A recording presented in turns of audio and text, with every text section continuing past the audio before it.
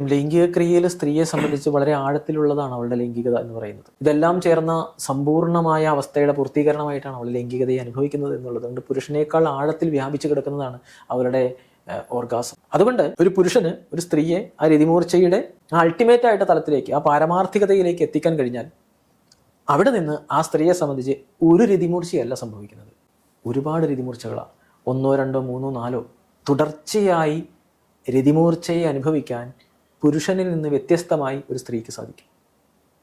ഒരു ലൈംഗിക ക്രിയ അവസാനിച്ച ഉടൻ തന്നെ സ്ത്രീക്ക് രണ്ടാമതും ഇന്റർകോഴ്സിൽ ഏർപ്പെട്ട് രതിമൂർച്ചയെ അനുഭവിക്കാൻ കഴിയും.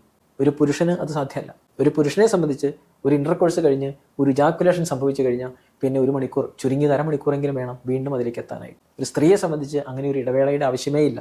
അത്രയും ആഴത്തിൽ ആഴ്ന്നു കിടക്കുന്ന ഒന്നാണ് സ്ത്രീയുടെ ലൈംഗികത. അതിൽ അവളുടെ സ്നേഹമുണ്ട്, അവളുടെ പ്രതീക്ഷകൾ, അവളുടെ സ്വപ്നങ്ങൾ, അവളുടെ ഇഷ്ടങ്ങൾ, ഇതെല്ലാം ഉണ്ട്. അതിൻ്റെ എല്ലാം സമ്പൂർണ്ണമായ പൂർത്തീകരണം എന്ന നിലയിലാണ് അവൾ ആ ലൈംഗികതയെ അനുഭവിക്കുന്നത് എന്നുള്ളത് കൊണ്ട് ആണിനേക്കാൾ ആഴത്തിലാണ്, അത്ര ഡെപ്തിലാണ് അവളുടെ ലൈംഗികമായ ആഗ്രഹങ്ങളും ഇഷ്ടങ്ങളും പൂർത്തീകരണങ്ങളും ഓർഗാസവും ഒക്കെ കിടക്കുന്നത്. ഇതെല്ലാം മനസ്സിലാക്കിയിട്ട് വേണം ഒരു സ്ത്രീയെ തൃപ്തിപ്പെടുത്താനായിട്ട് ഒരു പുരുഷൻ അവളെ സമീപിക്കാനായിട്ട്. പലപ്പോഴും പറയാറുണ്ട്, ഞാൻ അവൾ അങ്ങനെ ചെയ്തു, ഇങ്ങനെ ചെയ്തു. ഒന്നും സംഭവിക്കുന്നില്ല. അവൾ നിങ്ങളുടെ മുന്നിൽ അഭിനയിക്കുകയായിരുന്നിരിക്കാം. അവൾ ഓർഗാസം പോലും അഭിനയിക്കാനുള്ള കഴിവ് അവൾക്കുണ്ട്. സീൽക്കാരങ്ങൾ അവൾ മനഃപൂർവ്വം ചിലപ്പോൾ പ്രയോഗിച്ചേക്കാം.